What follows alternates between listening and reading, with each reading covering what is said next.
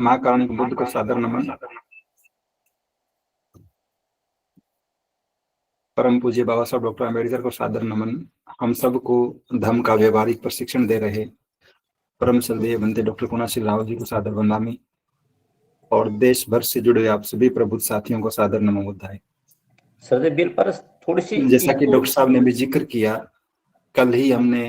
बल्कि पूरे देश ने संविधान दिवस मनाया है और बीआरसी के इस प्लेटफॉर्म पर पिछले कई दिनों से संविधान पर चर्चा भी चली। हमने डॉक्टर सुधीर जी के वक्तव्य को सुना, श्रद्धेय बंते जी की बात भी हमने सुनी। उसी श्रृंखला में आज हम चर्चा कर रहे हैं कि भारतीय संविधान में वर्णित मूल कर्तव्य, उनकी भूमिका क्या है। मूल कर्तव्य किस तरह से वर्तमान समय में जब हम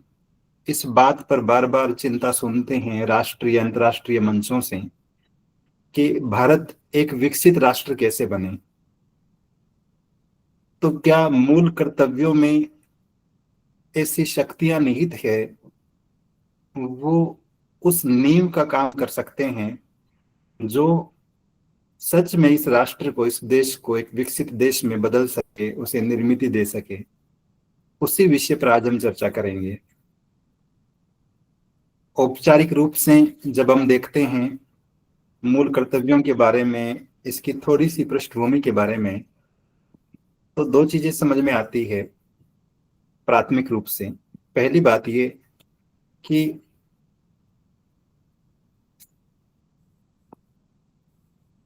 भारतीय संविधान जो कई भागों में बंटा हुआ है और लागू होने से लेकर आज तक 100 से भी ज्यादा संविधान संशोधन इसमें हो चुके हैं, तो ऐसे में ये स्वाभाविक है कि हम थोड़ी सी चर्चा इस बात पर भी कर लें कि भारतीय संविधान के अलग अलग भागों में अलग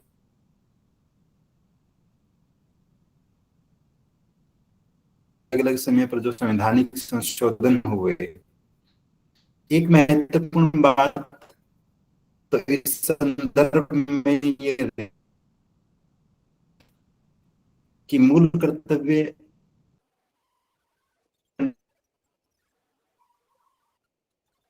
जब 42वां संविधान संशोधन हुआ तो उसके बाद संविधान का जो भाग 4 था उसी में 4 क जोड़ा गया, अनुच्छेद 51 में भी 51A जोड़ा गया और उसके बाद हम पढ़ रहे हैं 1976 से लगातार कि भारतीय संविधान में मूल कर्तव्यों का, मौलिक कर्तव्यों का प्रावधान है। ये बात भी सर्वविदित है कि स्वर्ण सिंह की अध्यक्षता में बनी हुई एक समिति, उसकी सिफारिश के आधार पर भारतीय संविधान में मूल कर्तव्य शामिल किए गए। अब यहाँ एक महत्वपूर्ण सवाल ये खड़ा होता है कि 9 दिसंबर 1946 को संविधान सभा की पहली बैठक से लेकर 26 जनवरी 1950 तक के पूरे पीरियड में देश के संविधान निर्माताओं ने, संविधान निर्माण करने वाली अलग अलग समितियों ने जब उस मूल संविधान में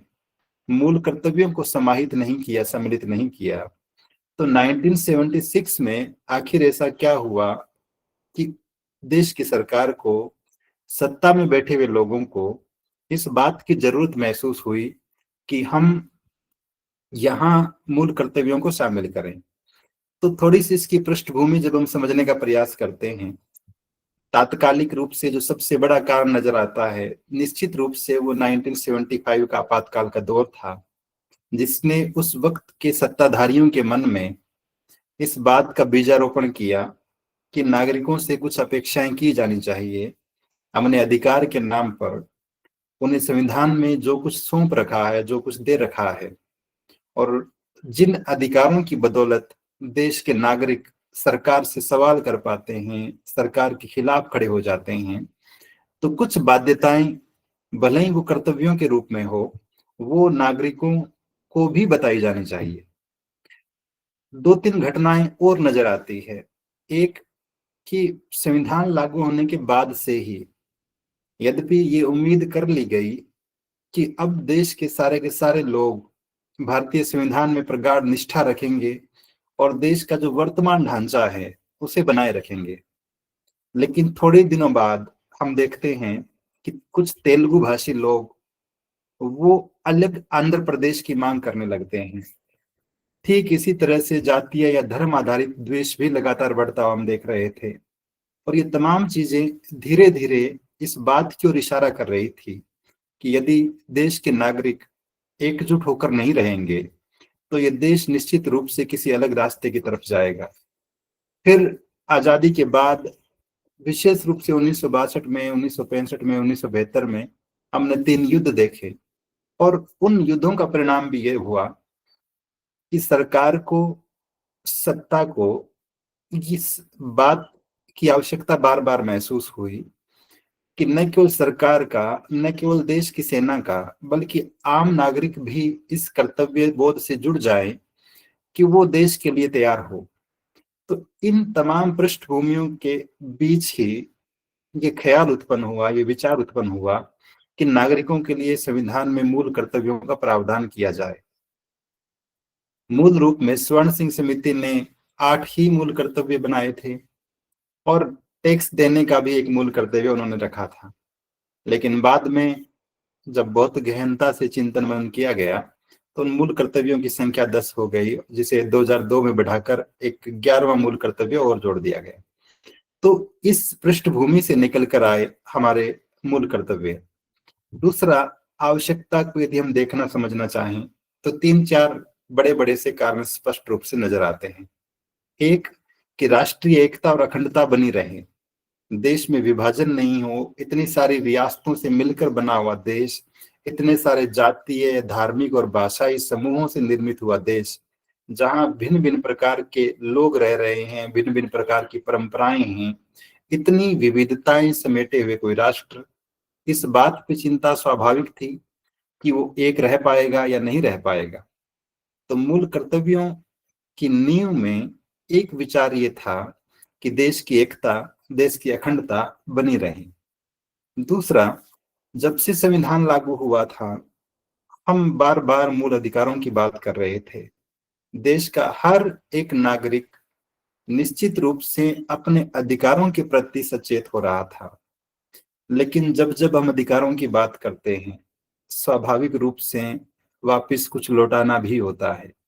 तो देश के नागरिकों में ये कर्तव्य बोध विकसित हो कि हम इस देश के नागरिक हैं और हमारी भी कुछ जिम्मेदारियां हैं, इस बात का विस्तार करने के लिए भी मूल कर्तव्यों की आवश्यकता महसूस हुई। लोकतंत्र कितने समय तक टिकाऊ रह पाएगा? बाबा साहब डॉक्टर अम्बेडकर का एकमात्र जो इंटरव्यू है बीबीसी के एक रिपोर्टर को, हम जब उसको सुनते हैं और वो रिपोर्टर पूछता है कि भारत जैसे देश में क्या डेमोक्रेसी काम कर पाएगी, लोकतंत्र काम कर पाएगा, तो बाबा साहब बहुत ही सपाट उत्तर देते हैं कि बिल्कुल नहीं करेगा। क्योंकि उनके मन में बहुत सारी आशंकाएं थी। उस दौर की परिस्थितियां बार बार इस बात की गवाही देती थी कि अलग अलग हिस्सों में विभाजित देश के लोग, इस बात की बहुत कम संभावना है कि वो एक साथ रह पाएंगे। तो ऐसे में देश का लोकतंत्र वो स्थायी रहे, वो बना रहे, इसलिए भी ये जरूरी लगा कि मूल कर्तव्य रखे जाएं संविधान में। आखिरी जो कारण था कि नैतिक और सामाजिक मूल्यों की स्थापना हो समाज के लोगों के बीच, वो निरंतर इस मनोभाव के साथ अपना जीवन यापन करें, राष्ट्र निर्माण में योगदान दें और न केवल व्यक्तिगत उन्नति के लिए प्रयास करें बल्कि देश के दूसरे नागरिकों के प्रति भी जिम्मेदारी का भाव उनके मन में रहे। तो इन तमाम कारणों से आवश्यकता महसूस हुई कि मूल कर्तव्य डाले जाएं। अब जैसा मैंने पहले कहा कि कुल 11 मूल कर्तव्य आज दिनांक को हम पढ़ रहे हैं, सुन रहे हैं, लेकिन मूल रूप में इनकी संख्या 10 थी। तो हम थोड़ा थोड़ा ये जानने का प्रयास करेंगे कि ये सारे के सारे मूल कर्तव्य किस तरह से विकसित राष्ट्र के निर्माण में, भारत को विकसित बनाने में अपना योगदान दे सकते हैं। देश का हर एक नागरिक यदि बहुत ईमानदारी के साथ इन मूल कर्तव्यों का पालन करने लग जाए, इसे अपने आचरण का, अपने व्यवहार का हिस्सा बना लें, तो सच में क्या कुछ बदलाव घटित हो सकते हैं। और आखिर वो मूल कर्तव्य है कौन से जिनका पालन करते हुए हम एक विकसित भारत की बात कर रहे हैं, विकसित भारत का विचार रख रहे हैं। तो इन मूल कर्तव्यों में जो पहला मूल कर्तव्य है कहता है कि संविधान का पालन करें, उसके आदर्शों, संस्थाओं, राष्ट्र ध्वज और राष्ट्रगान का आदर करें। जब हम इस बात की घोषणा कर रहे थे 26 जनवरी 1950 को, क्या भारत संविधान के अनुसार संचालित होगा, देश की सारी व्यवस्था संविधान से ही चलेगी, तो ऐसे में ये जरूरी था कि लोगों के मन में संविधान के प्रति सच्ची निष्ठा हो, उनके मन में संविधान के प्रति आदर का भाव हो, उसके अनुसरण का भाव हो, उसके अनुकरण का भाव हो। लेकिन जैसा बाबा साहब डॉक्टर आम्बेडकर कहते हैं कि संविधान तो लागू हो गया है, लेकिन हम एक दोहरे जीवन में प्रवेश कर रहे हैं। राजनीतिक स्वतंत्रता है, राजनीतिक रूप से सब लोग समान हैं, लेकिन सामाजिक लोकतंत्र की स्थापना अभी तक देश में नहीं हुई है, वो आज भी दिखाई नहीं देती। तो उस दौर में तो कल्पना करना और भी मुश्किल था। तो ऐसे में यदि देश का कोई नागरिक इस बात से ही इनकार कर दे कि मैं इस संविधान को नहीं मानूंगा, तब निश्चित रूप से पूरा का पूरा देश,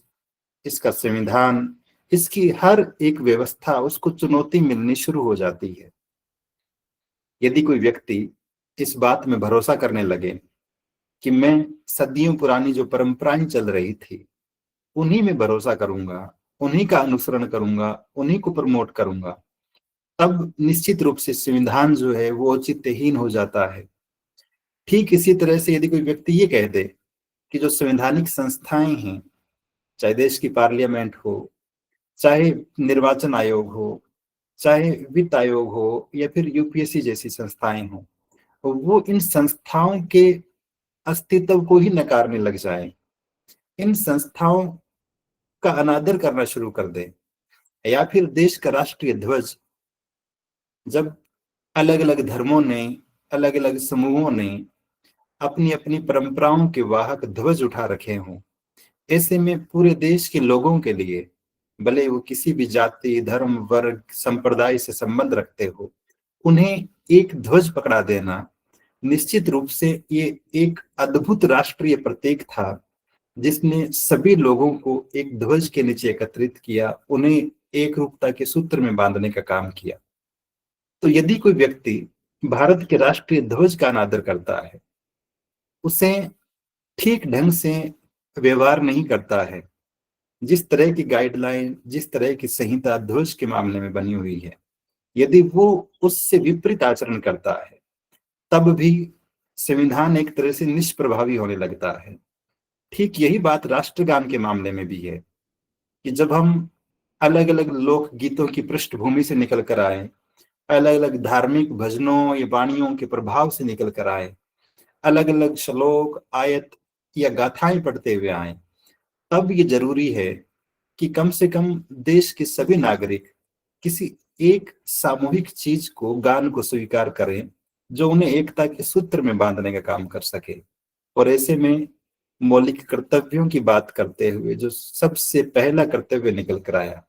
जो देश को सही मायने में लोकतांत्रिक बनाने की दिशा की बात करता है, जो सही मायने में देश के प्रत्येक नागरिक को सच्चा भारतीय बनाता है, वो यही रखा गया कि भारत का प्रत्येक नागरिक संविधान का पालन करे, क्योंकि संविधान सही मायने में उन निर्माताओं का एक तरह से उनके पूरे के पूरे व्यक्तित्व का, उनके कई वर्षों की मेहनत का, गहन साधना का सुफल है, परिणाम है। तो ऐसे में पहला प्रावधान ये, पहला मूल कर्तव्य ये कि प्रत्येक भारतीय संविधान का पालन करें। अब यदि हम थोड़ा सा विपरीत दिशा में जाकर देखें, आप सबको याद होगा 2018 में दिल्ली में एक व्यक्ति ने संविधान की प्रति जलाई, ऐसा तो मैं नहीं कहना चाहता, लेकिन संविधान का एक या दो पेज जलाकर उसने दिखाने का प्रयास किया कि मैं इस संविधान को नहीं मानता हूं। और जब जब कोई व्यक्ति इस तरह के कुत्सित प्रयास करता है, सही मायने में वो ये दिखाने का प्रयास कर रहा होता है कि इस देश की नियमावली में, इस देश के नियमों में मेरी कोई निष्ठा नहीं है, बल्कि मैं उन बातों में निष्ठा रखता हूं जो मुझे अपने पूर्वजों से विरासत में मिली, जो सदियों से उस समुदाय विशेष में प्रचलित रही। ठीक इसी तरह से यदि कोई व्यक्ति ये कहने लगे कि मुझे भारत के राष्ट्रीय ध्वज पर ऐतराज है, वो अपने संस्थाओं में, अपने संस्थानों में या फिर किन्हीं अन्य कार्यक्रमों में राष्ट्र ध्वज का अपमान करना लगे या फिर उसकी उपेक्षा करने लगे, इन दोनों ही दशाओं में हम ऐसे लोगों पर प्रश्न चिन्ह लगाते हैं। उन्हें इस बात के लिए एक तरह से लताड़ने का काम करते हैं कि इन लोगों ने कभी भी राष्ट्र ध्वज का, देश के तिरंगे का सम्मान नहीं किया, भले ही वो कितना ही बड़ा संगठन क्यों ना हो, कितने ही बड़ा व्यक्ति क्यों ना हो। यदि उसकी प्राथमिकता देश के ध्वज से बढ़कर किसी और ध्वज में है, किसी और तिरंगे में या किसी भी प्रकार के दूसरे ध्वज में है, तो निश्चित रूप से ऐसा व्यक्ति, ऐसा संगठन, ऐसा समुदाय 100% संदेह के घेरे में आता है, उस पर प्रश्न चिन्ह लगने लगते हैं। तो ऐसे में मूल कर्तव्य ये कि हम संविधान का पालन करें, उसके आदर्श जो भी रहें, जिनसे प्रेरित होकर संविधान निर्माताओं ने इस संविधान का प्रावधान किया, हमें सौंपा, उनसे, उसकी संस्थाओं से, देश के ध्वज से, देश के गान से, राष्ट्रगान से, उन सभी के प्रति आदर का भाव हमारे मन में होना चाहिए। यदि ये नहीं कर पा रहे हैं तो फिर भारतीय होने की जो प्राथमिक कसौटी है, हम उससे दूर हो जाते हैं। दूसरे, जब हम बात करेंगे दूसरे मूल कर्तव्य की, तो लिखा है कि स्वतंत्रता के लिए राष्ट्रीय आंदोलन को प्रेरित करने वाले उच्च आदर्शों को हृदय में संजोए रखें और उनका पालन करें। भारत में पिछले कुछ सालों से, जब से विशेष रूप से सोशल मीडिया आया, हम एक ट्रेंड देख रहे हैं, और वो ये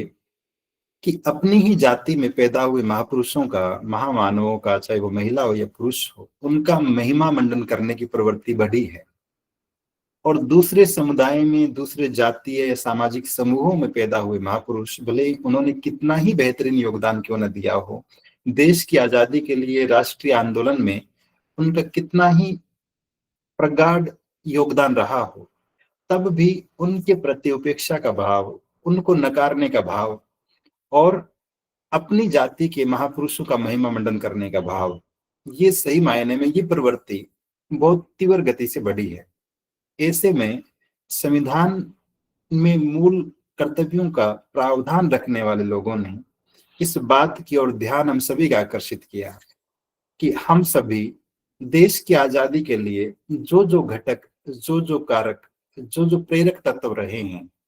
उन सभी का सम्मान करें, उन सभी को अपने दिल में जगह दें और उनका पालन भी करें। हम 2-3 उदाहरण लेकर समझें इस बात को। जब हम सुभाष चंद्र बोस की बात करते हैं, तो निश्चित रूप से हम किसी एक व्यक्ति विशेष का सम्मान नहीं कर रहे हैं, बल्कि सुभाष चंद्र बोस की पूरी वैचारिकी है। आजादी के बाद का भारत कैसा होगा और उस दौर का भारत कैसा है, सुभाष चंद्र बोस को प्रेरणा कहाँ से मिलती है कि हमें देश को आजाद करवाना है, उन तमाम कारकों को यदि हम ध्यान में रखते हुए अपने मन में रखेंगे संजोकर, उन सारी बातों का सम्मान करते हुए, यही बात भगत सिंह के मामले में भी है कि न केवल उनकी क्रांतिकारिता, उनका आंदोलन सिर्फ इस बात के लिए नहीं है कि इस करोड़ों की आबादी वाले देश में कुछ हजारों की संख्या में बैठे हुए गोरे अंग्रेज देश से बाहर निकल जाए, बल्कि सही मायने में उनका पूरा का पूरा आंदोलन, उनकी क्रांति इस बात के लिए भी है कि देश में जो जो सामाजिक भेदभाव है, देश में जो जो आर्थिक असमानताएं हैं, किसी भी प्रकार का, चाहे वो लैंगिक भेदभाव हो या फिर बच्चों के प्रति शोषण का भाव हो, इन तमाम प्रकार की चीजों से देश को मुक्ति मिले, वही सच्ची आजादी होगी। तो ऐसे में हम सभी का एक प्राथमिक दायित्व, मूल कर्तव्य ये भी है कि यदि हम एक संतुलित राष्ट्र चाहते हैं, जहां कोई छोटा नहीं है, कोई बड़ा नहीं है, जहां देश की आजादी के लिए आंदोलन करने वाला हर एक व्यक्ति, भले वो किसी भी समुदाय से रहा हो, किसी भी लिंग से संबंधित रहा हो, उसका सम्मान हमारी सर्वोच्च प्राथमिकता होनी चाहिए। और ये कहना भी ठीक नहीं हो सकता कि फला व्यक्ति का योगदान बहुत अच्छा था और इस व्यक्ति का योगदान बहुत कम है। जिन लोगों ने निस्वार्थ भाव से राष्ट्र हित में प्रयास किए हैं, उन तमाम प्रयासों को, उन तमाम सम्यक प्रयत्नों को हमें अपने दिल में संजो कर रखना चाहिए और उनका पालन भी करना चाहिए। ऐसा संविधान का दूसरा मूल कर्तव्य हमसे अपेक्षा करता है। और यदि हम ये नहीं कर पाते हैं, तो फिर इस बात की पूरी संभावना रहती है कि हम आजाद होकर भी देश में वापस वैमनस्य के अलगाव के बीज बोने का काम कर रहे होंगे। तो इस बात के प्रति भी सचेत रहने की बात है। तीसरी और भी महत्वपूर्ण बात है कि भारत की संप्रभुता, एकता और अखंडता की रक्षा करें। जिस वक्त देश आजाद हुआ और संविधान निर्माण का कार्य चल रहा था, निश्चित रूप से ये चिंता सभी को खाई जा रही थी कि इतनी मेहनत के बाद, इतने संघर्षों और त्याग बलिदान के बाद देश को जो आजादी मिली है, क्या वो हमेशा बनी रह पाएगी, या फिर भविष्य में ऐसा कुछ घटित होगा कि भारत फिर से गुलाम हो जाएगा। ये देश जो अलग अलग रियासतों में बंटा हुआ है, ये देश जो अनेक प्रकार के समूहों में बंटा हुआ है, इसकी एकता, इसकी अखंडता कब तक प्रभावी रह पाएगी। तो ऐसे में, और 1975 से पहले ये घटनाक्रम के बारे में, उस पृष्ठभूमि के बारे में हमने बात करी कि किस तरह से आंध्र प्रदेश के निर्माण की मांग उठती है, फिर पंजाब के निर्माण की मांग उठती है, और उसके बाद में गुजरात और महाराष्ट्र अलग होते हैं, और ये सिलसिला चलता रहता है बिहार से निकलकर झारखंड और छत्तीसगढ़ बनने तक। तो ये तमाम चीजें इस बात की ओर इशारा करती है कि एक देश के भीतर तो राज्यों का वर्गीकरण तक की बात तो ठीक है, लेकिन यही राज्य है या इन राज्यों में निवास करने वाले लोग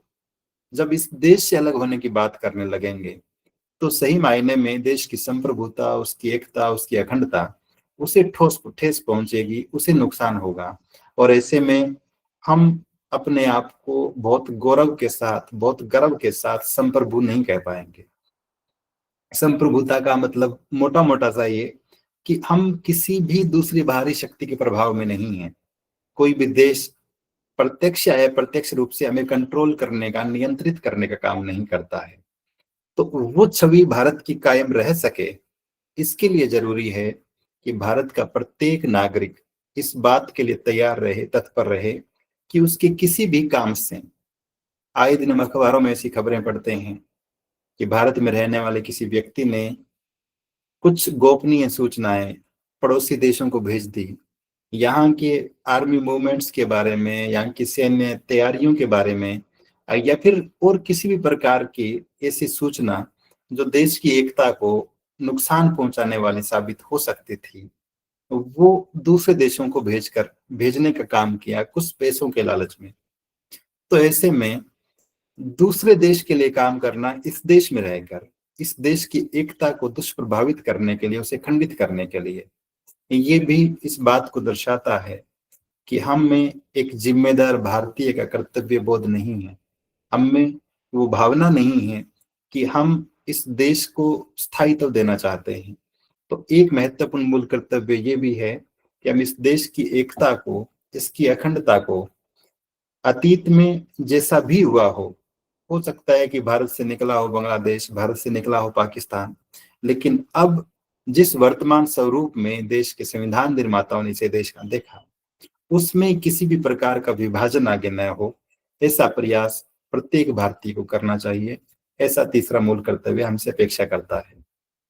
ठीक इसी तरह से जब हम चौथे मूल कर्तव्य की बात करते हैं, तो लिखा है कि देश की रक्षा करें और आह्वान किए जाने पर राष्ट्र की सेवा करें। अब देश की रक्षा सतही तौर पर तो देखने पर ऐसा लगता है कि ये काम आर्मी का है और सेना इस काम को कर रही है, लेकिन जब आप एक जिम्मेदार नागरिक के रूप में देखते हैं अपनी भूमिका को कि इस राष्ट्र में आपकी क्या भूमिका है इसकी रक्षा के संदर्भ में, तो फिर बहुत सी बातें समझ में आती है। जब आप किसी भी रूप से, अपने आचरण से, अपनी गतिविधियों से हर वो काम कर रहे होते हैं। एक छोटा सा प्रसंग मुझे याद आ रहा है। ये संभवतः उन दिनों की घटना है जब सेकेंड वर्ल्ड वॉर चल रहा था। कहीं पढ़ा, मुझे ठीक से सन वगैरह याद नहीं है, और पढ़ा कि मैंने जब ब्रिटेन की सेना लड़ रही थी और वहां पे क्राइसिस पैदा हुआ कि अंडे, उनकी आपूर्ति कम हो गई युद्ध काल में, तो वहां से अनाउंस किया गया या फिर रेडियो पर घोषणा की गई इस तरह की कि आर्मी के लोग जो बॉर्डर पर जाकर लड़ने का काम कर रहे हैं,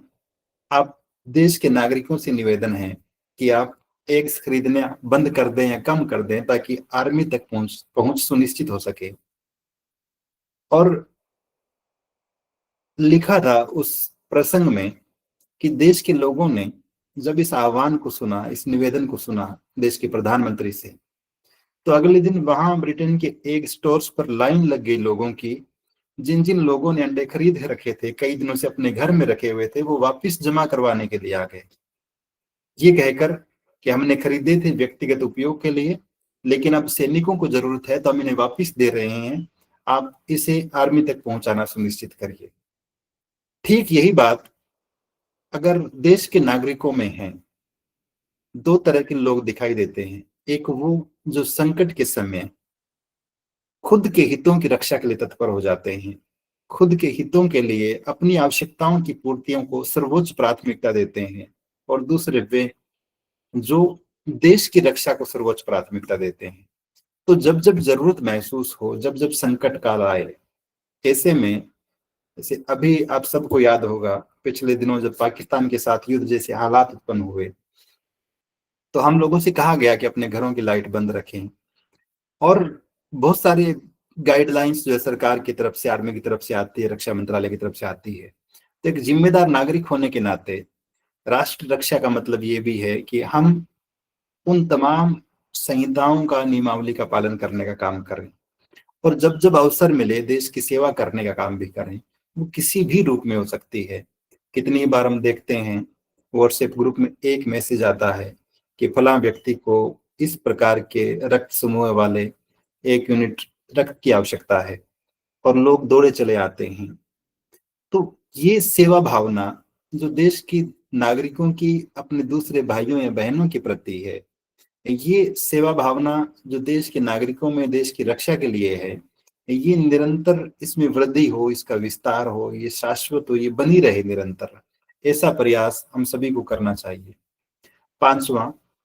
भारत के सभी लोगों में समरसता और समान भ्रातृत्व की भावना का निर्माण करें, जो धर्म, भाषा व प्रदेश या वर्ग आधारित सभी प्रकार के भेदभावों से परे हो। ऐसी प्रथाओं का त्याग करें जो महिलाओं के सम्मान के विरुद्ध है। अब यहाँ जब हम विविधता में एकता की बात करते हैं भारत जैसे देश में, तब निश्चित रूप से बेहद जरूरी हो जाता है। ये समरसता शब्द संभवतः हो सकता है कुछ साथियों को खटक रहा हो, लेकिन मोटा मोटा सा तात्पर्य इसका यही है कि हम यदि जातीय समूहों को, धार्मिक समूहों की अलग अलग पहचान को मिटा नहीं सकते, उसे खत्म नहीं कर सकते, पूरे देश को एक रंग में नहीं रंगा जा सकता, तो ये तो संभव है कि सब लोग एक साथ रह सके भाईचारे के साथ, बिना किसी भेदभाव के, बिना एक दूसरे को ऊंचा नीचा दिखाए। तो ये भावना, भाईचारे की भावना, वो सबके भीतर हो।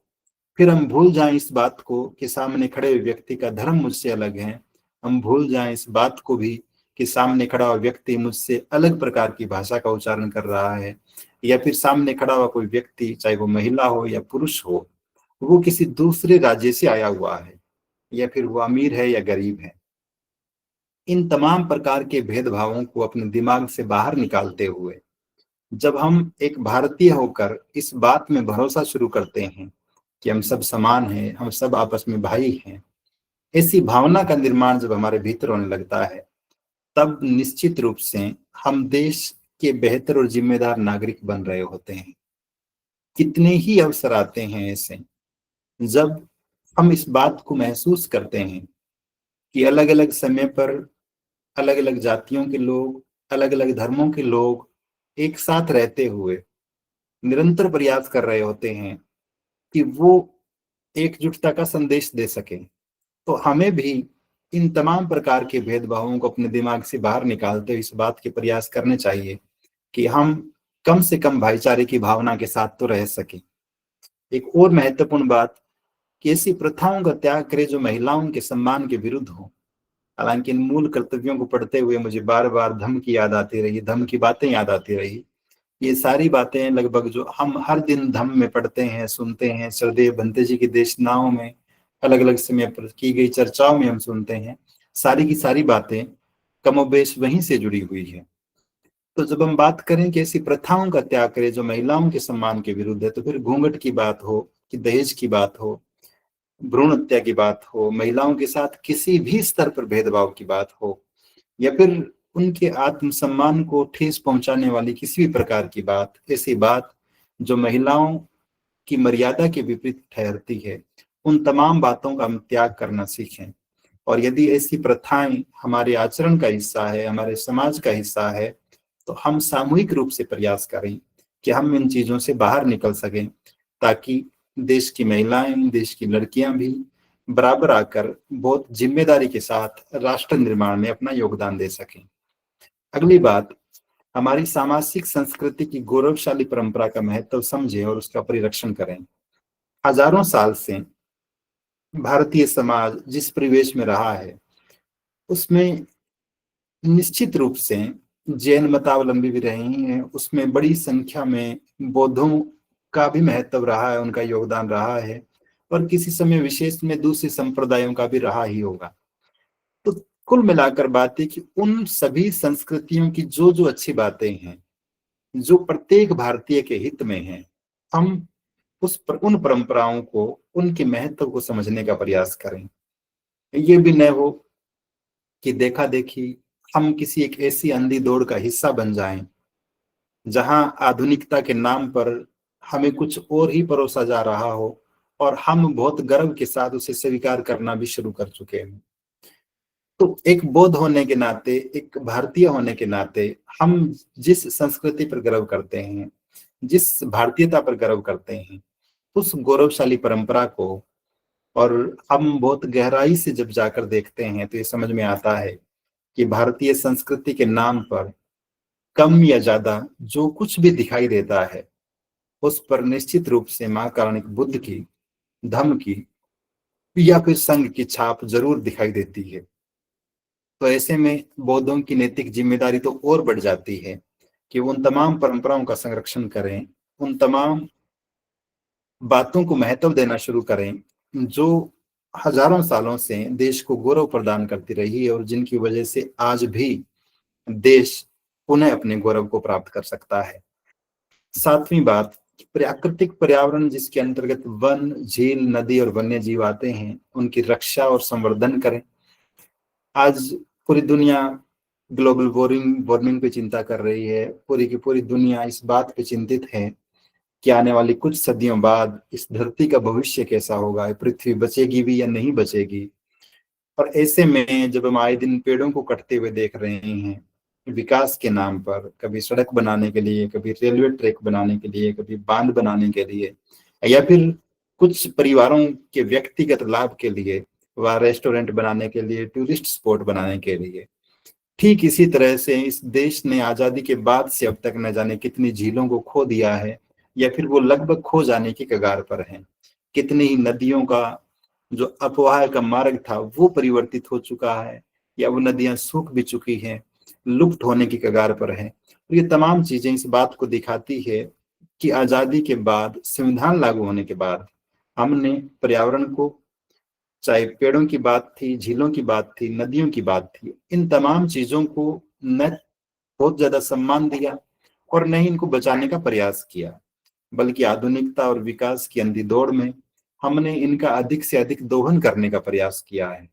और उसका कुपरिणाम हम देख रहे हैं आए दिन। दिल्ली में इन दिनों जिस तरह का पर्यावरण है, जिस तरह का वातावरण है, जिस तरह की जलवायु है, वो देख रहे हैं। और न केवल दिल्ली में बल्कि दुनिया भर के प्रदूषित शहरों की जब सूची बनती है तो उसमें भारत के बहुत सारे शहरों के नाम आते हैं। तो ऐसे में ये संकट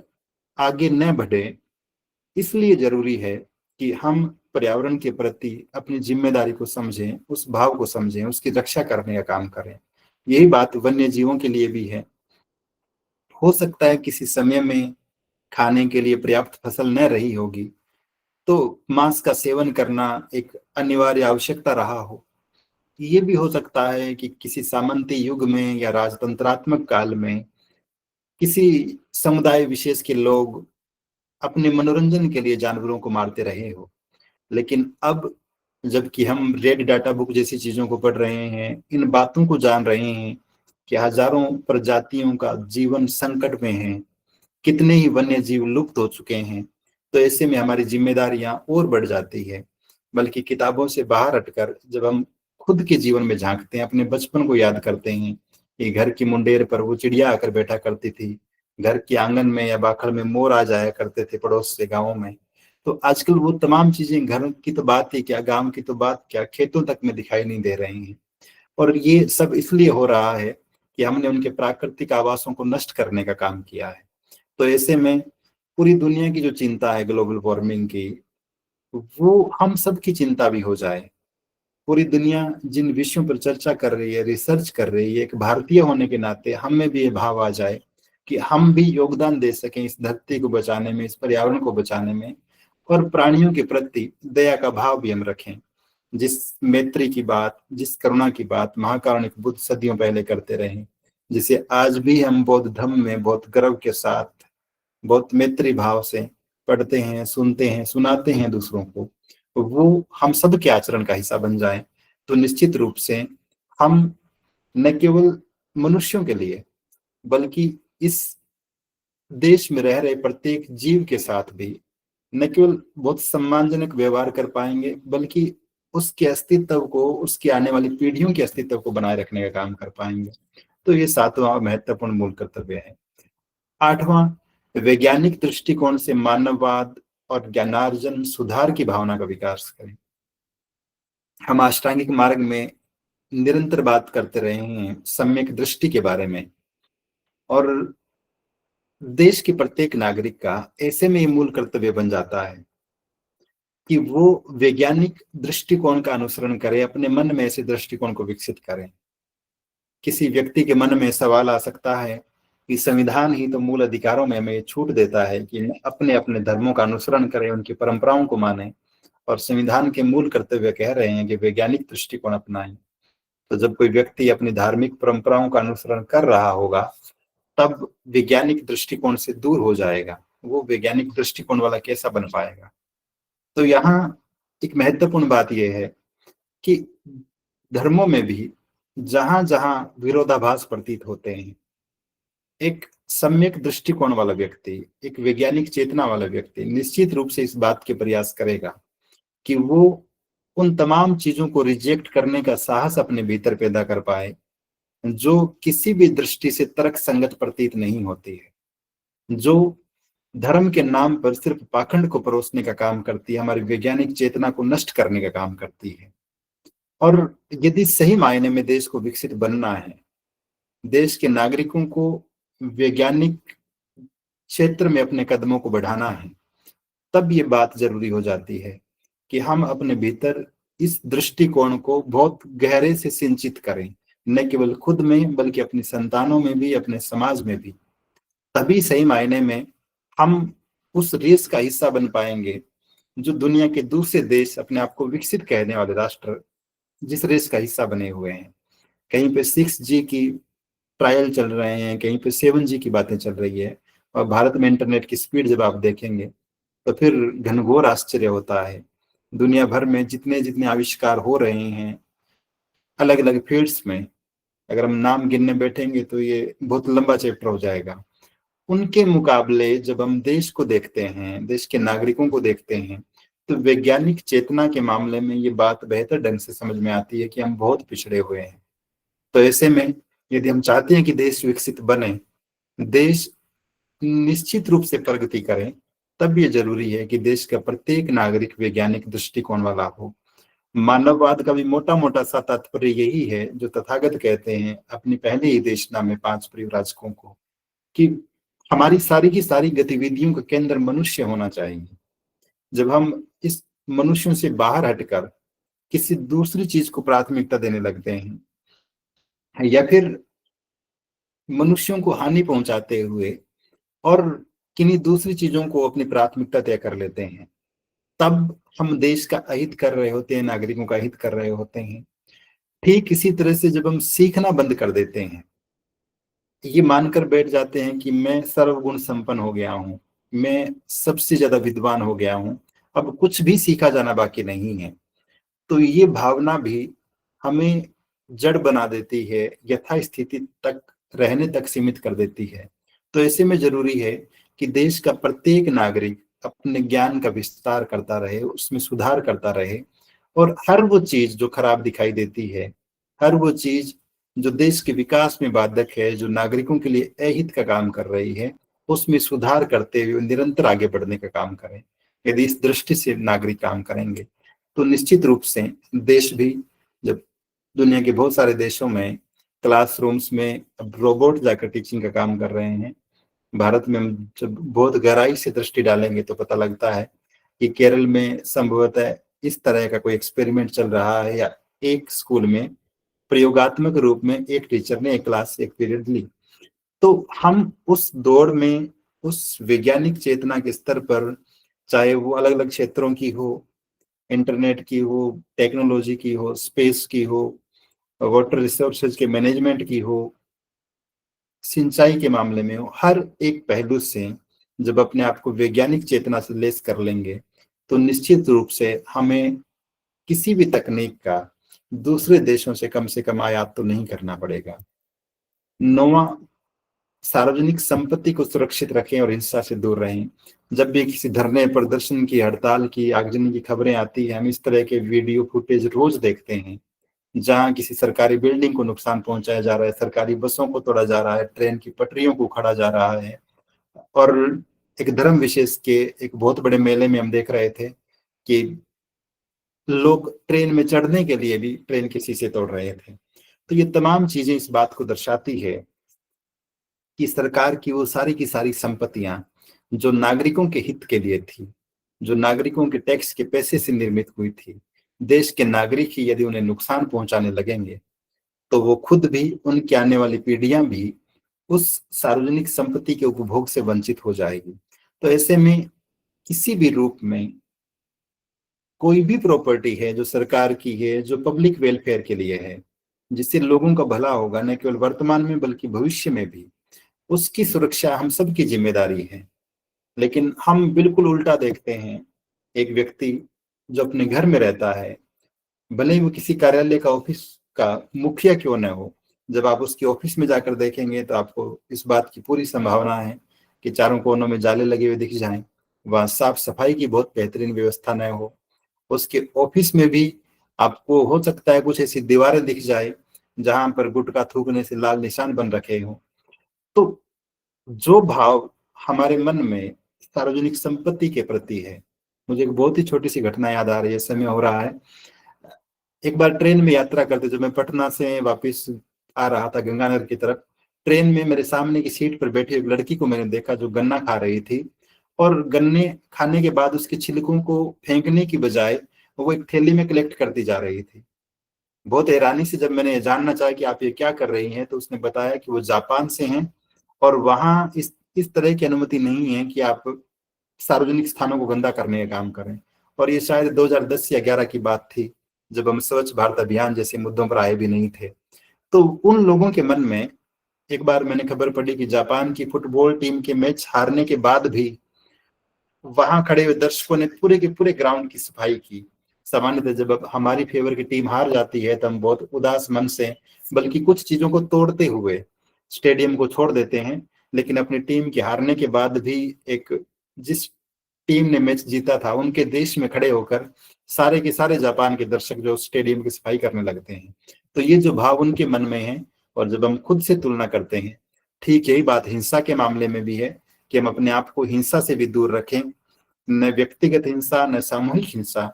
किसी भी प्रकार की आगजनी, हिंसा, तोड़फोड़ से दूर रहें, तब निश्चित रूप से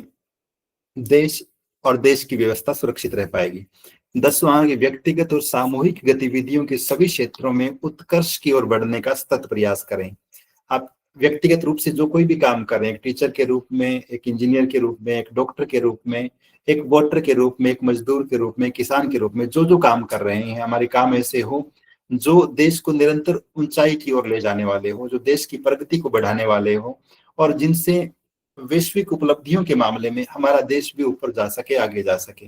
ऐसे प्रयास हम सभी को करने चाहिए। ऐसी उम्मीद मूल कर्तव्य 10वां हमसे करता है। तभी सही मायने में हम एक विकसित राष्ट्र बनने के नजदीक होंगे। और आखिरी मूल कर्तव्य जो 2002 में जोड़ा गया,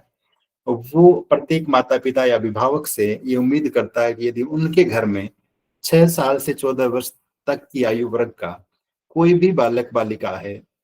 तो वो उसे पढ़ने के अवसर प्रदान करें, न केवल अवसर प्रदान करें, उसे समुचित संसाधन भी उपलब्ध करवाएं,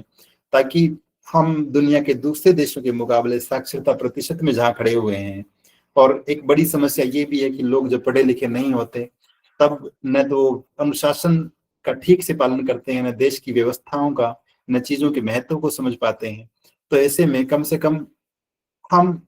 देश के साक्षरता प्रतिशत को बढ़ाने के लिए, देश के नागरिकों में जिम्मेदारी की भावना बढ़ाने के लिए, क्योंकि पढ़े लिखे आदमी को ये समझाना आसान है कि संविधान क्या है, पढ़े लिखे आदमी को ये समझाना भी आसान है कि संविधान से आपको फायदे क्या हुए हैं, पढ़े लिखे आदमी को ये समझाया जा सकता है कि संविधान नहीं होने से आपको नुकसान क्या होता है। हालांकि अनपढ़ भी समझ सकते हैं, लेकिन तब भी तुलनात्मक दृष्टि से। तो ऐसे में जरूरी है कि देश का प्रत्येक नागरिक, प्रत्येक लड़का या लड़की वो शिक्षित हो, साक्षर हो, तभी सही मायने में वो देश को विकसित बनाने की बात सोच पाएगा। तो इस तरह से कुल 11 मूल कर्तव्य निर्धारित किए गए, लिखे गए हैं भारतीय संविधान में, जिनका पालन करते हुए न केवल आप एक सच्चे भारतीय बनते हैं, अच्छे भारतीय बनते हैं, बल्कि आप एक अच्छे बौद्ध स्वतः ही बन जाते हैं। क्योंकि सारे के सारे मूल कर्तव्य मूलतः धर्म की ही बात करते हैं, धर्म की शिक्षाओं का ही विस्तार मात्र है, आधुनिक संदर्भों में लोकतांत्रिक परिभाषाओं के इर्द गिर्द केंद्रित रहते हुए। चूंकि समय काफी हो गया है और मैं अपनी बात को यहीं विराम दे रहा हूँ। आप सबने ध्यानपूर्वक सुना होगा। आप सभी को बहुत बहुत साधुवाद। श्रद्धेय बंदे जी को सादर वंदनामि।